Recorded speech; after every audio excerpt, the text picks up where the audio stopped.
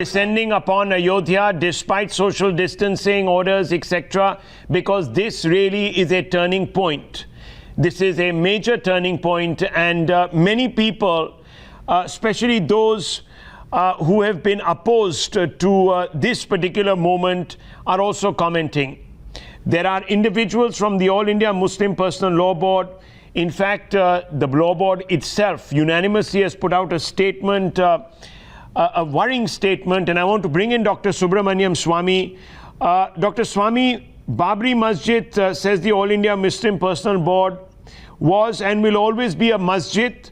Hagia Sophia is a great example for us. Usurpation of the land by an unjust, oppressive, shameful and majority appeasing judgment can't change its status. No need to be heartbroken. Situations don't last forever. A threat is being held out, a veiled threat undoubtedly, but one nonetheless. Well, whatever threats they may hold out in this country, we are governed by the Constitution. And if they have already tried everything, including a review petition, and they have lost, and they should accept it. If you don't want the rule of law and you want the path of violence, then after all, in Turkey is a wrong example. Turkey, the overwhelming majority is Muslim, and so here the Muslims are not that kind of position. They wanted a country. We became them a country, which is called Pakistan. Is now broken to two, and may break in the future into four. So I would say that let them concentrate on how to work with the Hindu community. We have tried to be as conciliatory as possible. They have got land to build a masjid if they want, and a masjid under Islamic law can be built anywhere, because namaz can be read anywhere, even on the railway platform, on the main road, and we have seen demonstrations of all this. So make an issue of a masjid that was once built by Babur's commander-in-chief after demolishing a temple, whose remains are now there for all to see. And then the court go through a long court process and losing all the way. And then to say that we will never forget. Okay, don't forget. You keep it. Let's see how many Muslims will follow this. I think that perhaps, in my estimate, more than 85% of the Muslims on a kind of back of the hand poll I've done are supportive that this matter should be ended. And we both respect Rama, and that's where the faith tells them Rama was born. We can always get another masjid, because the masjid is only a place to read namaz, and we have got land for that. So these are all hardliners who want to create a leadership and snatch it from moderate elements in that community. So I would not bother about them and say, okay, do your worst. We'll see what we have to do in reply. Well, Dr. Anand Ranganathan also here with us. Navika Kumar also joins the broadcast. Good morning. Let me first go across to Dr. Anand Ranganathan. Dr. Anand Ranganathan, I've been going across and reading all the morning papers, and it's very strange, the phraseology that is being used by some of them in their editorials.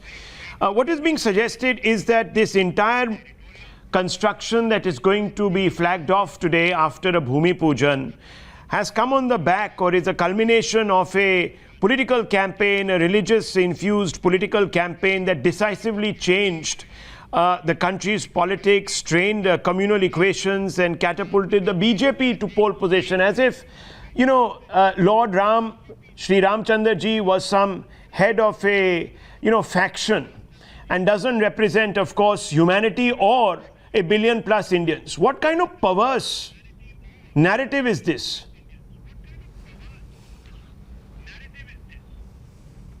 Yes, absolutely. Rahul, you're absolutely right. But, this day in many ways redefines our civilization.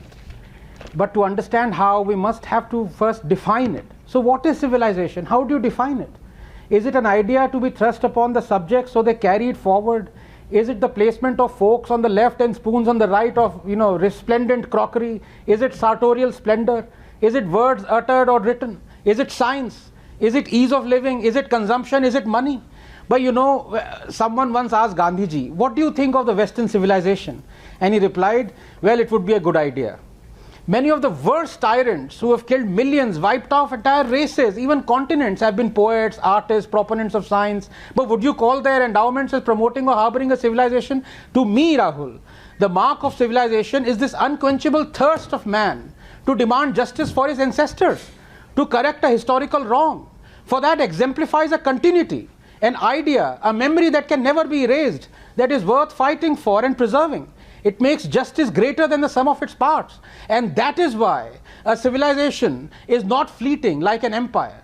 To demand justice for a people who are dead for hundreds of years, maybe thousands of years, it is almost as though you can feel their pain, their suffering, their destruction that has transcended the limits of body and time. And that is why history is a medicine, why catharsis is a cure. And today, I see this Bhumi Pujan as a catharsis, as a deliverance of justice to my ancestors who were wronged. I do not know what shape this temple would take. I do not know when it would be ultimately coming up. In a way, being an atheist, these issues are not of importance to me. But I know for a fact that today, the deliverance has come.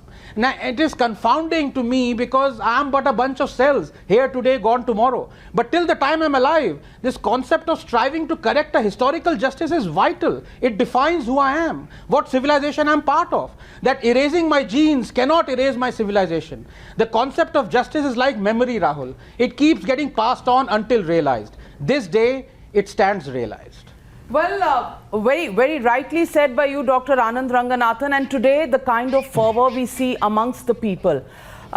If I just talk about the fact that we are living in 21st century India, not many in the younger generation know of the struggle apart from having read it, in terms of the legal proceedings that have gone on.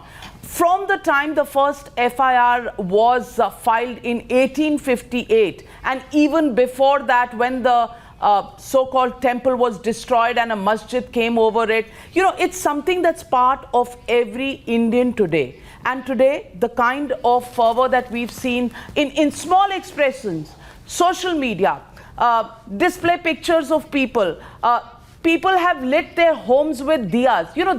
This is a manifestation of faith, of a belief, and seeing a dream come true, a struggle reaching its ultimate conclusion today, and it is a celebration. Nobody is celebrating this because they think it is the supremacy of their faith over some other faith. Everybody is celebrating this because they feel they had been wrong and now it is being corrected. There is no negativity.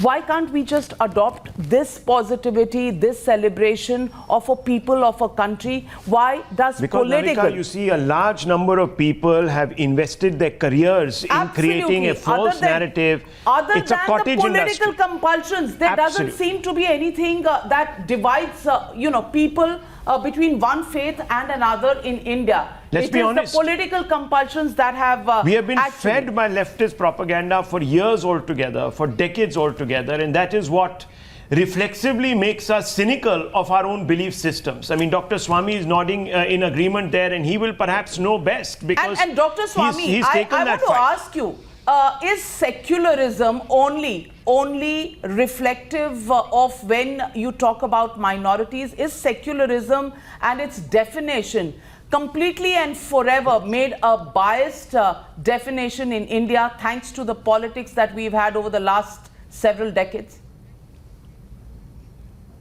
Well, the word secularism was not there in the constitution thanks to Rajendra Prasad, Sardar Patel and Dr. Ambedkar. They said when we have in the preamble said each according to his faith, and we have put Article 25 and 26, there's no need for the word secularism, which is not a word which was translatable. And ultimately, what in the Hindi translation, authorized translation of the Constitution only says Sarva Dharma Samabhav, which means that all religions lead to God, or all our religions are the same as far as reaching God is concerned. So, therefore, this secularism was literally brought in by the left wing in the late 80s and in a big way. And Mrs. Gandhi had got it in the emergency. She couldn't do it earlier.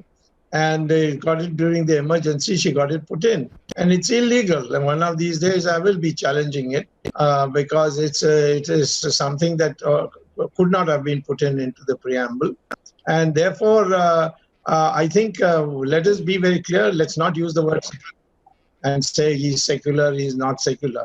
If you say you can say that either he's fanatic or he's not a fanatic. There's only two categories I would recognize, because if you believe in your faith, you can't be a fanatic.